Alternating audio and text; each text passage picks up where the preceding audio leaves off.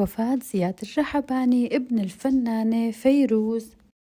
صباح يوم السبت الساعة 9 توفى زياد الرحباني، مع الأسف الله يرحمه يا رب ويصبر أهله. ووالدته السيدة فيروز انهارت أعصابها وفاتت بحالة انهيار، والكل حاول يهديها لكن كانت فاقدة أعصابها كتير.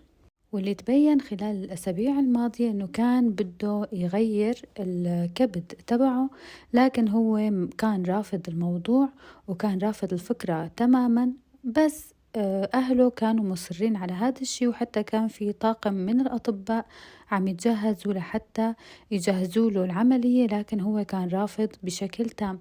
وفي كتير من الفنانين والمشاهير نعوا الوفاة، ومن بيناتهم الشامي اللي قال: صحيح ما حصل لي الشرف وتعرفت عليك شخصيا، بس ما بيعرف موسيقتك، انت مدرسة وانت وجع وانت ضحكة مرة. وداعا زياد الرحباني، صوت بيضل معنا حتى بعد الصمت، الله يرحمك.